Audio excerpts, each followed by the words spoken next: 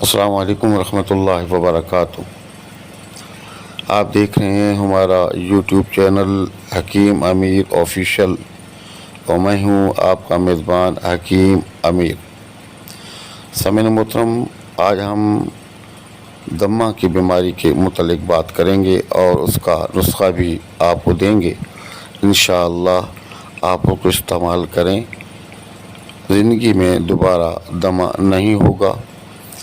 اور دمہ ہے کیا چیز کہ پھیپھڑوں میں ریشے بڑھ جاتے ہیں، پھیپھڑوں میں بلغم بھر جاتا ہے، سانس کی نالیوں کے اندر بلغم بھر جاتا ہے، جس کی وجہ سے سانس لینا بہت ہی مشکل ہوتا ہے۔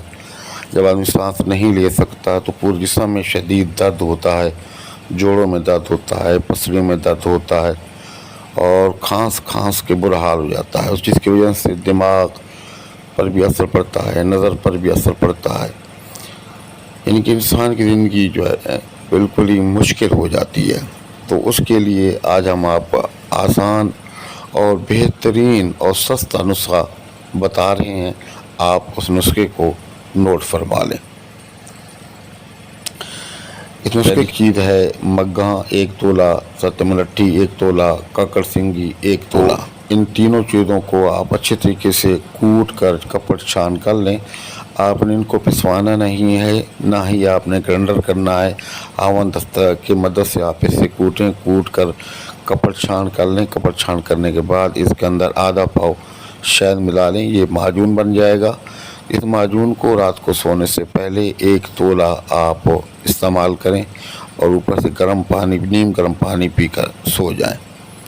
انشاءاللہ چند ہی دنوں کے اندر آپ کے پھیپھڑوں کی نالیوں سے، سانس کی نالیوں سے جتنا بھی ریشے ہیں نکال کر یہ صاف کر دے گا اور آپ کے دمے کی بیماری جڑ سے ختم ہو جائے گی۔ اور زندگی میں انشاءاللہ اگر آپ نے پرہیز جاری رکھا تو دوبارہ آپ کو کبھی بھی دمہ کی بیماری نہیں ہوگی۔ آپ نسخے کو بنائیں، استعمال کریں، دعاؤں میں یاد رکھیں اور ان نسخیات کو دوسرے لوگوں تک پہنچایا کریں۔ کر بھلا جو ہو بھلا، ہے بھلے کا بھلا۔ اگر آپ کسی کے ساتھ بھلا کرتے ہیں تو اللہ پاک آپ کی پریشانیوں کو، آپ کی تکلیفوں کو، آپ کے مصائب و آلام کو دور فرما دیتا ہے۔ تو اگر آپ نے ہمارا چینل سبسکرائب نہیں کیا تو ذرائع کرم چینل کو سبسکرائب کریں، ویڈیو کو لائک اور شیئر کریں۔